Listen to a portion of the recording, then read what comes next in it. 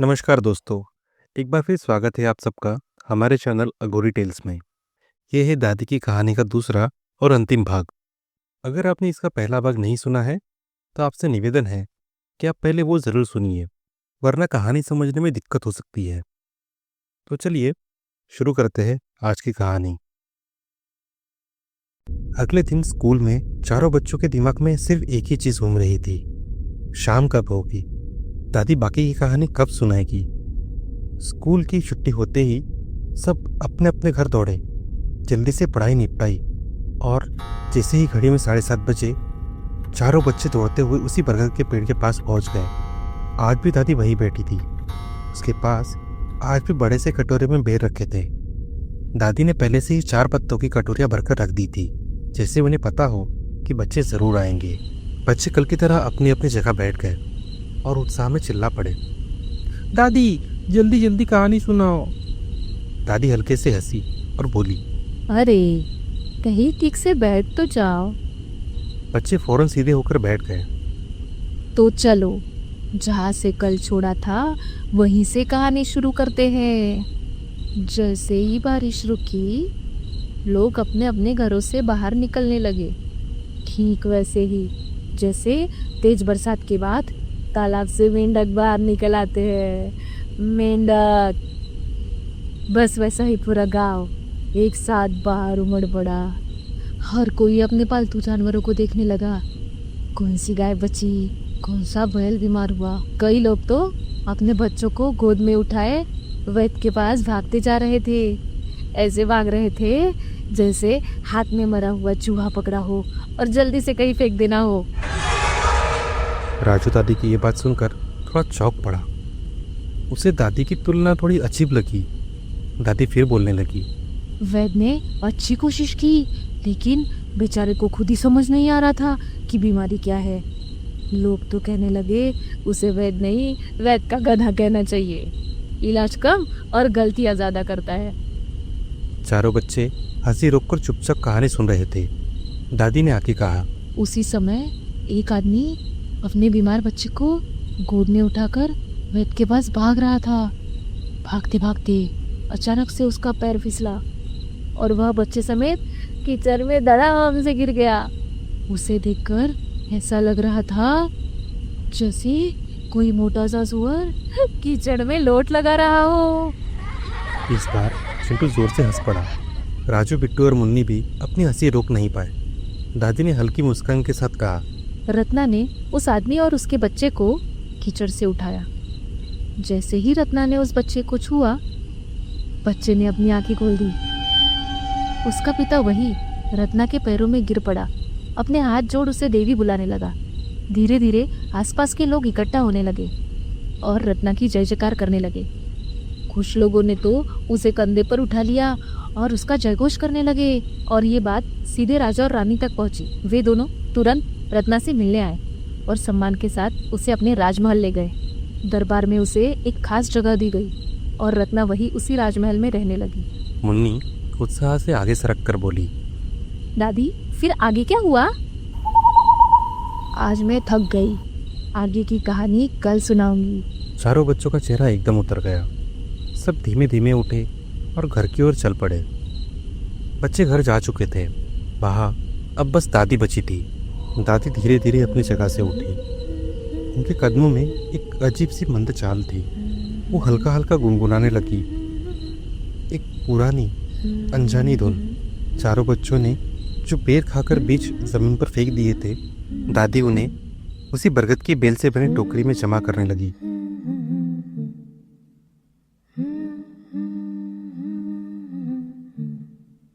अगले दिन स्कूल में बच्चों का मन नहीं लग रहा था। उन चारों की आंखों में बस सूर्यगढ़, रत्ना और दादी घूम रहे थे। शाम होते ही सब घर की तरफ भागी। मुन्नी, तू चिंटू को जल्दी लेकर पहुंचना। हाँ हाँ ठीक है। बच्चे घर पहुंचे, जल्दी जल्दी खाना खाया और खाना खत्म करते ही दौड़ पड़े उस बरगद के पेड़ की ओर। वो वहां पहुंचे और दादी को ढूंढने लगे, पर दादी का कहीं अता पता नहीं था। दादी कहाँ चली गई? वो यही कही होगी, आ जाएंगी। दादी चली तो नहीं गई? नहीं नहीं, आ जाएंगी। अगर नहीं आए तो? चिंटू रोने लगा। नहीं चिंटू, आ जाएगी। देख, अभी सूरज भी ठीक से नहीं डूबा है। चिंटू थोड़ा शांत हुआ। उसने रोना बंद कर दिया। हम इंतजार करते हैं, वो आ जाएंगी। सब वहीं बैठकर दादी का इंतजार करने लगे।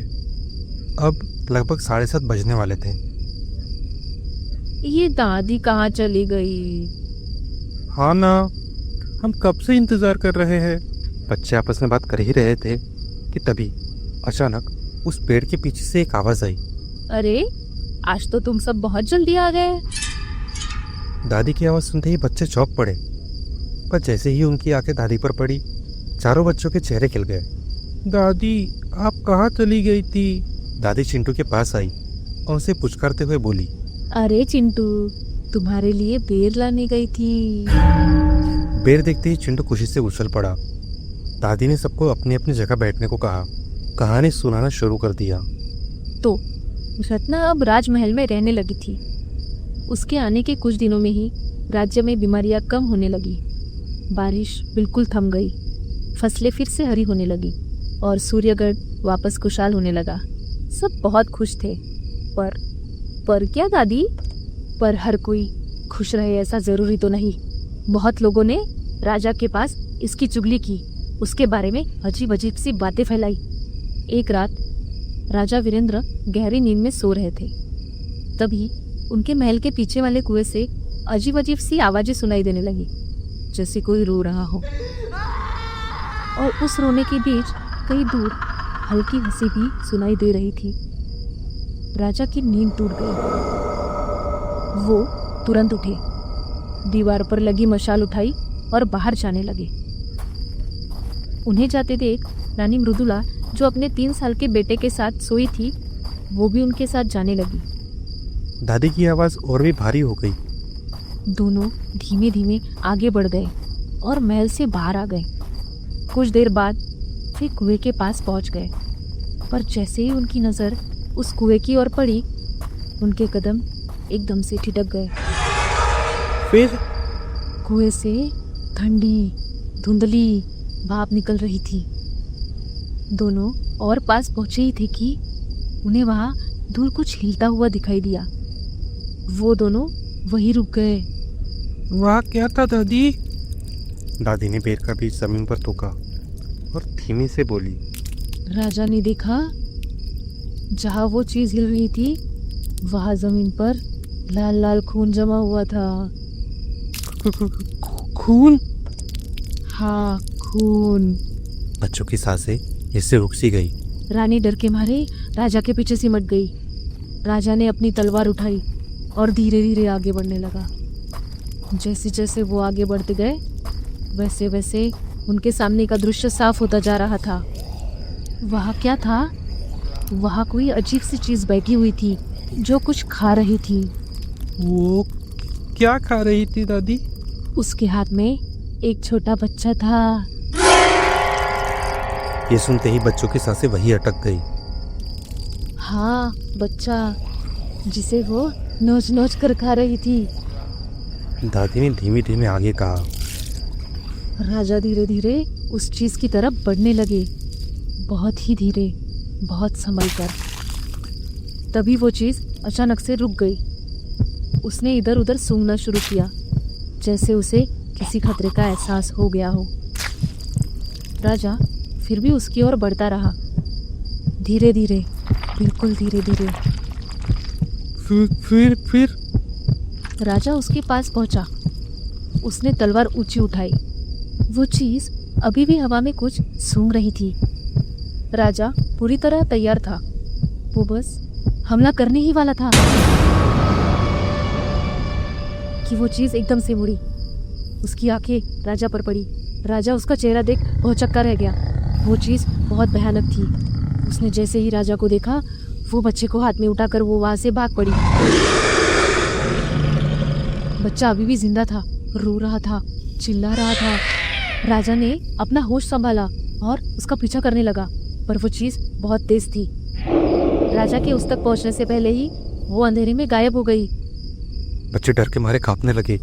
दादी ने कहानी जारी रखी। उस रात के बाद महल में अजीब अजीब घटनाएं होना शुरू हो गई। कभी महल की दीवारों पर गीली उंगलियों से खरोचने के निशान दिख जाते, कभी देर रात कदमों की आवाज आती, पर आसपास कोई नहीं होता। ऐसी ही एक रात राजा और उसका परिवार खाना खा रहा था। रसोइये ने राजा को चावल परोसे। राजा पहले से ही इन सारी चीजों से परेशान था। वो चावल खाने लगा। उसका ध्यान खाने पर बिल्कुल नहीं था। तभी अचानक वो रुक गया। उसके मुंह में कुछ बड़ा सा कड़क सा आ गया था, जैसे कोई छोटी सी गोल गेंद। उसी समय चिंटू के मुंह में भी कुछ फंस गया। राजा ने मुंह में उंगलियां डालकर वो चीज बाहर निकाली, और जैसे ही उसने देखा, राजा डर के मारे अपनी कुर्सी से उछल पड़ा। सबके गले सूखने लगे। चिंटू ने भी मुंह में हाथ डाला और जो भी चीज थी उसे निकालने लगा।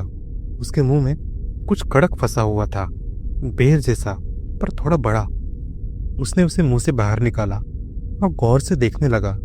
वो कुछ पल से वैसे ही घूरता रहा। फिर अचानक आँख आँख आँख, ये आँख है, ये आँख है। हाँ हाँ, राजा भी बिल्कुल ऐसे ही चिल्लाया था। दादी की आवाज सुन सब बच्चे एकदम चौंक पड़े। चिल्लाते हुए चिंटू ने वो चीज दूर फेंक दी और डर के मारे मम्मी से जा लिपटा।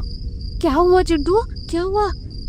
चिंटू ने उस तरफ उंगली की, पर जब सबने उस तरफ देखा तो वहां कुछ नहीं था, सिर्फ बेर के बीज पड़े थे। चिंटू की चीख से चारों बच्चे बुरी तरह डर चुके थे।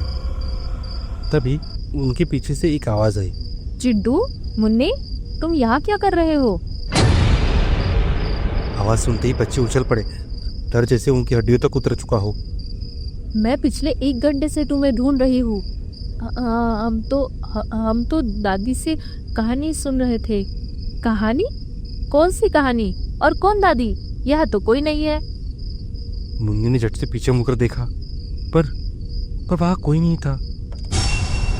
बस जमीन पर बिखरे हुए बेर के बीज पड़े थे। चलो पहले घर चलो, तुम्हारे बाबा कब से इंतजार कर रहे हैं। बिट्टू, राजू, तुम भी सीधा घर जाओ। दोनों ने सिर हिलाया और दौड़ पड़े। मुन्नी और चिंटू भी माँ के साथ चल दिए। चिंटू अब भी डरा हुआ था, तो वो बस मुन्नी का हाथ कसकर पकड़े माँ के पीछे पीछे चल रहा था। कुछ देर बाद बरगद के पेड़ के पास एक साया मंडराने लगा। वो चबूतरे पर चढ़ा और वहां से कुछ उठाकर बड़े चाव से खाने लगा। वहां एक आग गिरी थी, इंसानी आग। अगली सुबह बच्चे स्कूल के लिए निकले, पर स्कूल नहीं गए। वो बस पास के एक तालाब के किनारे जाकर बैठ गए। कल रात के बारे में बात करने लगे।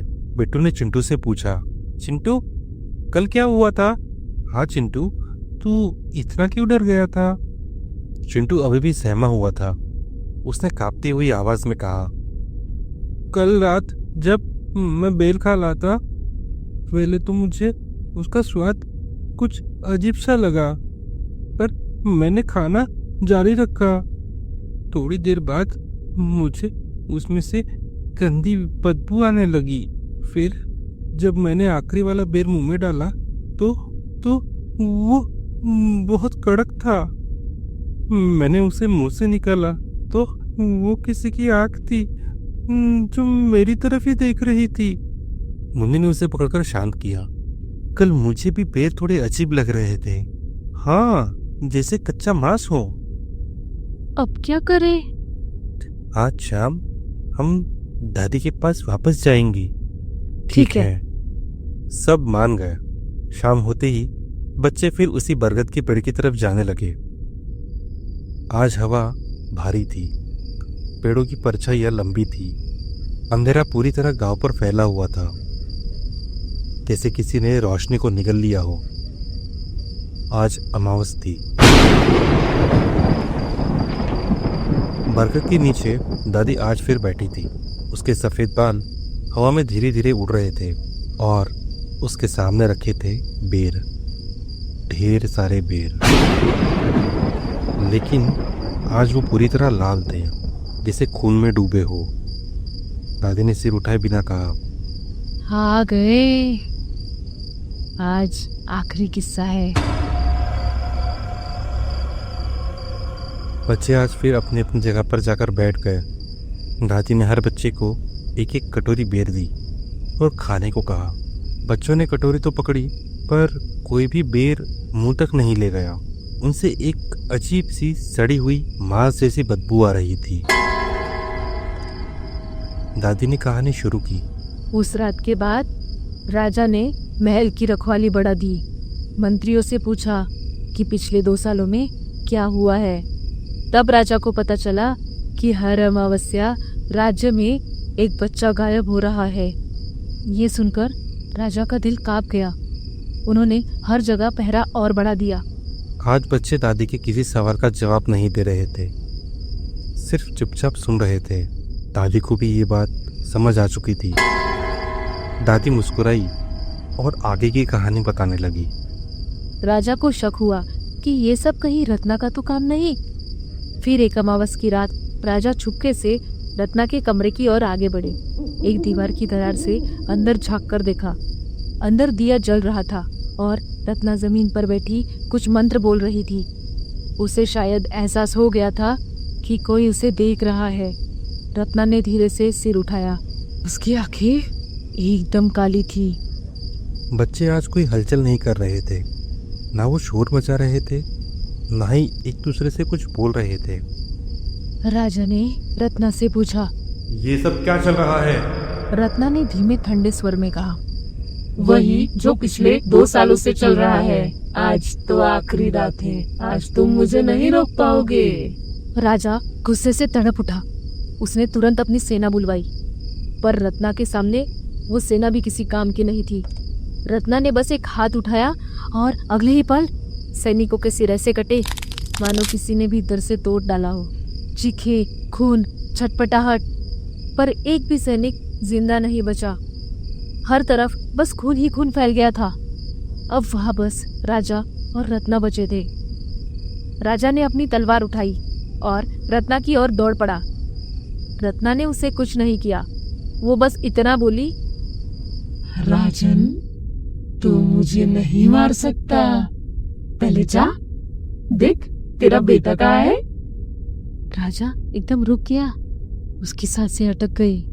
रत्ना जोर जोर से हंसने लगी। एक ऐसी हंसी जिसमें पागलपन और मौत साथ थे। राजा तुरंत दौड़ पड़ा, सीधे अपने बेटे के कमरे में। पर कमरा खाली था। उसका बेटा कहीं नहीं था। घबराहट में वो फिर रत्ना के पास लौटा और उसके पैरों में गिर पड़ा। वो रो रहा था, बिखर रहा था, पर रत्ना चुप थी। वो उठी, पीछे मुड़ी और उसी पल राजा का दिल जैसे फट गया। उसकी आंखें फटी की फटी रह गई, सांस अटक गई। वो एकदम जड़ हो गया।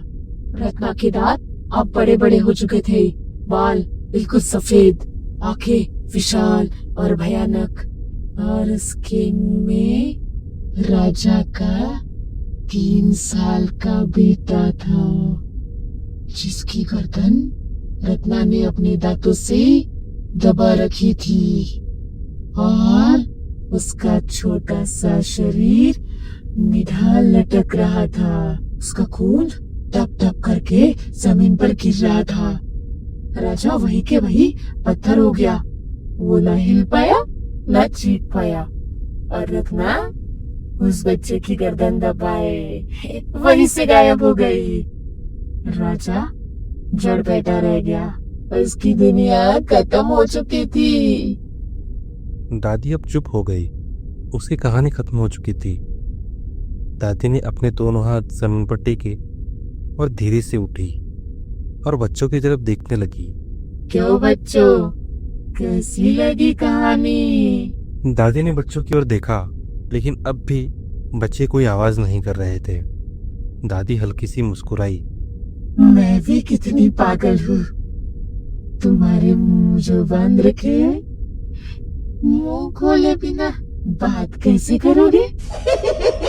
मुन्नी, बिट्टू, राजू और चिंटू सभी के हाथ पैर और मुंह उस बरगद की बेल से बंधे हुए थे। बच्चे बस रो रहे थे और उनके मुंह से आवाज़ भी नहीं निकल रही थी। दादी धीरे धीरे उनकी ओर बढ़ने लगी। उसकी सफ़ेद साड़ी हवा में फड़फड़ा रही थी। झुर्रियों भरा चेहरा सफ़ेद पड़ चुका था। आंखें काली, पूरी तरह काली हो गई थी। चारों बच्चे जड़ हो गए। दादी का सच सामने आ रहा था। दादी आगे झुकी, इतनी पास कि बच्चों को उसकी सांस और बदबूदार हवा महसूस हो रही थी।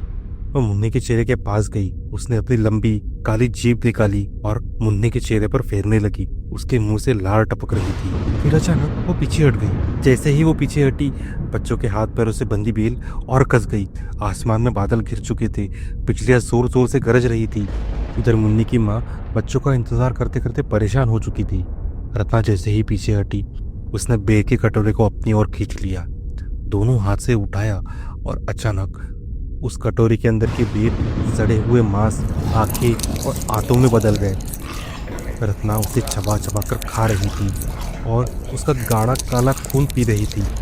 उसकी सफ़ेद साड़ी पूरी तरह उस काले चिपचिपे खून से सन चुकी थी।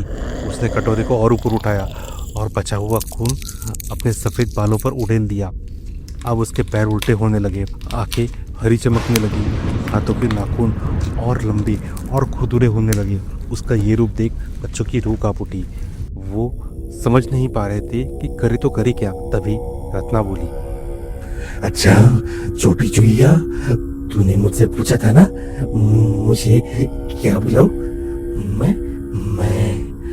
मैं ही हूँ रत्ना, वही रत्ना जिसने सूर्यगढ़ का सर्वनाश किया था।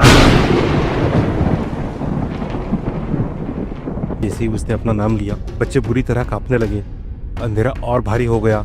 रत्ना ने सिर उठाया, धीरे धीरे बच्चों की तरफ देखने लगी। फिर एकदम से मुन्नी के पास जाकर झपटी। तू देखना चाहेगी? हाँ, तू देखना चाहेगी? हाँ, मैं तुझे दिखाऊंगी उस राजा के बेटे का सर। देखेगी? रुक, मैं दिखाती हूँ, मैं तुझे दिखाती हूँ। रत्ना पागलों की तरह दौड़ रही थी। उसने पेड़ के पास से एक झूला उठाया और उसमें हाथ डालकर कुछ टटोलने लगी। हाँ, रुक, हाँ, मैं अभी दिखाती हूँ। हाँ, मैं दिखाती हूँ तुझे। हाँ, रुक, मैं दिखाऊंगी। उसने अपने थैले से एक छोटी सी खोपड़ी निकाली और दौड़ते हुए मुन्नी के पास आई। हाँ, देख, ये उसी राजा के बेटे का सर है। देख दिख रहा है तुझे? देख रही है ना तू? हाँ? मुन्नी डर के मारे कांपने लगी। रत्ना जैसे पागल हो चुकी थी और वो पागलों की तरह इधर उधर दौड़ने लगी, दांत किटकिटाने लगी। वो बरगद के पेड़ के पास जाकर उसकी बेल को दांत से चबाने लगी। तुम्हारी हड्डियों को भी यूं ही चबाऊंगी। बड़ा मजा आएगा। बच्चों का मांस बहुत नरम होता है और मुलायम भी होता है। हाँ, मैं सिखाऊंगी, तुम्हारी हड्डियों को ऐसे ही चबाऊंगी।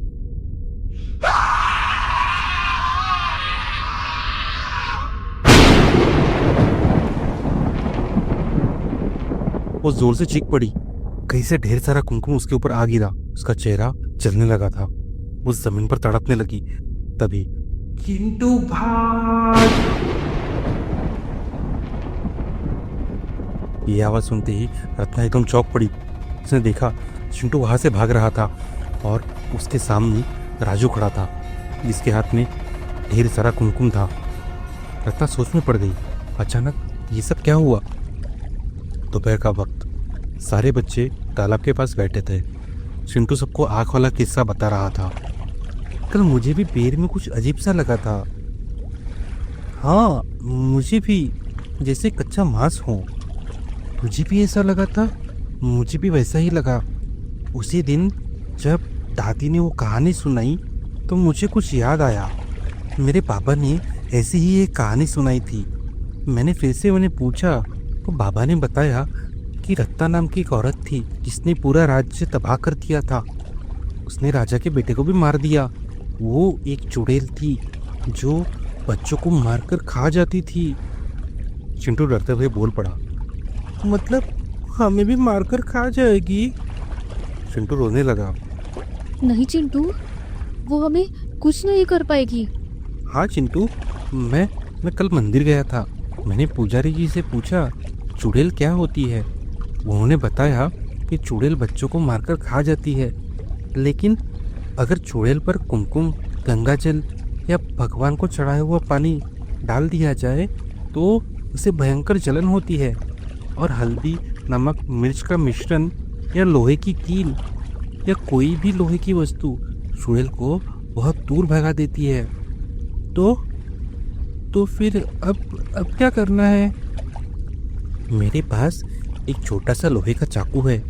पिट्टू, तू कील ले आना, तू पानी ले आना, और जितना हो सके उतना कुमकुम भी। और मैं? चिंटू, अगर कुछ हुआ या वो हमें पकड़ ले तो तू भाग जाना और गाँव वालों को बुला लाना। लेकिन अगर वो चुड़ैल ना हुई तो? अगर वो चुड़ैल नहीं हुई तो कोई बात नहीं। वैसे भी आज अमावस है, आज सब कुछ पता चल ही जाएगा। हाँ, आज सब तैयार रहना। अब रत्ना के सामने राजू, पिट्टू और मुन्नी खड़े थे। मुन्नी के एक हाथ में पानी की बोतल, दूसरे हाथ में बड़ी सी कील। पिट्टू हल्दी, नमक, मिर्च का मिश्रण लिए खड़ा था। राजू के हाथ में लोहे का चाकू। रत्ना ने जैसे ही उन्हें देखा वो गुस्से से धाड़ पड़ी। तुम चूहों को क्या लगता है, इन सब से तुम मुझे हरा दोगे? हम हरा नहीं पाए तो क्या, तुम्हें रोक तो सकते हैं ना। इतना कहकर मुन्नी ने पानी रत्ना पर फेंक दिया। रत्ना जोर जोर से चीखने लगी, तड़पने लगी। बिट्टू ने भी हल्दी, नमक, मिर्च का मिश्रण उसके ऊपर फेंका। रत्ना को और तेज जलन होने लगी। इधर चिंटू तेजी से गाँव वालों की ओर दौड़ रहा था। माँ को बताना है। अमावस्या का अंधेरा घना हो चुका था। गांव में कहीं उजाला नहीं था। चिंटू की माँ उसे और मुन्नी को पूरे गांव में ढूंढ रही थी, पर वो कहीं नहीं मिले। वो गांव के घर घर जाकर पूछने लगी, पर किसी को कुछ पता नहीं था। जब दोनों बच्चे नहीं मिले तो बाकी गांव वाले भी उसकी मदद को आगे आए। सबने हाथों में लालटेन ली और खेत, तालाब, गलियां हर जगह खोजने लगे। तभी एक औरत ने चिंटू को गांव के रास्ते से भागते हुए देखा। वो चीख पड़ी, अरे वो देखो, वो रहा चिंटू। चिंटू की माँ का ध्यान उस ओर गया। वो भागती हुई उसे पकड़ने पहुंची। चिंटू, मुन्नी कहाँ है? और तू भाग क्यों रहा है? चिंटू की सांस फूल रही थी। वो घबराहट से कांप रहा था। वो कुछ पल रुका, फिर पूरी बात अपनी माँ और गांव वालों को बता दी। सब सुनते ही गांव वाले आग बबूला हो गए। चिंटू गांव वालों को लेकर उस बरगद की ओर जाने लगा। उधर बरगद के पास बिट्टू, मुन्नी और राजू एक एक कर रत्ना पर कुमकुम, पानी और मिश्रण डाल रहे थे। तभी रत्ना गिर पड़ी। राजू उसे गिरता देख पहले घबराया, फिर धीरे धीरे उसके पास जाने लगा। उसे लगा शायद रत्ना मर गई है। पर तभी अचानक रत्ना पलटी। उसका चेहरा जल चुका था और काला पड़ गया था, दांत सड़े हुए। वो बेहद डरावनी लग रही थी। राजू ने उसे जैसे ही देखा वो चौंक पड़ा और पीछे हटने लगा। रत्ना के पास राजा के बेटे की खोपड़ी थी। उसने वो उठाई और मुन्नी के सर पर दे मारी। मुन्नी नीचे गिर पड़ी और बेहोश हो गई। बिट्टू रत्ना पर मिश्रण फेंकने ही वाला था कि रत्ना ने उस पर बेर का कटोरा फेंक मारा। उसके हाथ से मिश्रण की थैली गिर पड़ी। रत्ना उठी, सीधे राजू के पास दौड़ी। उसने राजू के बाल पकड़ उसे हवा में उठा लिया। क्यों रे कुत्ते, आराम के जने, तू मुझे मारेगा? इतना बोलते ही रत्ना ने जोर से राजू की जांघ पर काट दिया। उसने अपने सारे दांत राजू की जांघ पर गाड़ा दिए और मांस धीरे धीरे खींचने लगी। राजू दर्द से चिल्ला उठा। उसे असहनीय दर्द हो रहा था। तभी रत्ना रुक गई। देखा कि गांव वाले उसके तरफ ही आ रहे हैं। नहीं, ऐसा नहीं हो सकता। वो पित्ती सा कीड़ा इतने जल्दी गांव वालों को बुला लाया? नहीं, मैं नहीं जाऊंगी। मैं इसे नहीं छोड़ूंगी। तुझे मैं ले जाऊंगी, एक को तो ले ही जाऊंगी। रत्ना जोर से चीख पड़ी। उसके पैरों से काला सड़ा हुआ खून निकल रहा था। उसकी पकड़ राजू पर कमजोर पड़ गई। राजू उसके हाथ से छूट गया और बेहोश हो गया। रत्ना ने पीछे मुड़कर देखा तो बिट्टू उसके पैर के पास पड़ा हुआ था। उसने मुन्नी के हाथ की बड़ी सी कील रत्ना के पैर में खोप दी थी। रत्ना दर्द से कांप रही थी। गांव वाले दौड़ते हुए बरगद की ओर ही आ रहे थे। तुम पित्ती कीड़े, तुम सबको मैं नहीं छोड़ूंगी। आज तो तुम बच गए, पर अगली बार नहीं बचोगे। अगली बार मैं तुम सबको मार डालूंगी।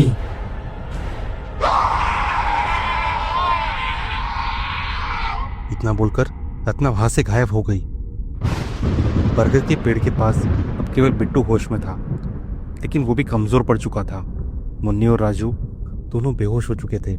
गांव वाले आए, तीनों की हालत देख तुरंत मुन्नी और राजू को गांव के अस्पताल ले गए। बिट्टू को चोट आई थी, पर वो ठीक था।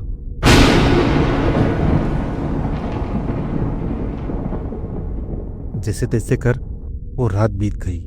सुबह राजू और मुन्नी को होश आया। चिट्टू रात भर सोया नहीं था। जैसे ही उसने राजू को उठते देखा, वो रो पड़ा। बिट्टू भी बाहर से दौड़ता हुआ आया। अब सब ठीक था। लगभग 1 महीने बाद गांव वालों ने उस बरगद के पेड़ को जला दिया। अब वह केवल राख बची थी। एक दिन बिट्टू अपने घर से स्कूल जा रहा था, तभी उसका ध्यान उसी बरगद की पेड़ की ओर गया। उसे कुछ महसूस हुआ। पहले तो वो डरा, पर फिर हिम्मत कर उस चबूतरे पर चढ़ गया। कुछ देर खोजने के बाद उसे वो चीज मिल गई जिसे वो ढूंढ रहा था। अरे बिट्टू, कहाँ रह गया था तू? हाँ बिट्टू, तू कहाँ था? हम कब से तेरा इंतजार कर रहे थे।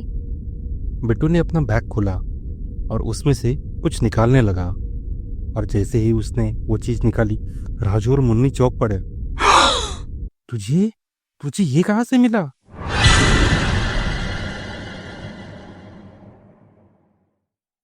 तो दोस्तों, ये था इस कहानी का दूसरा और अंतिम भाग।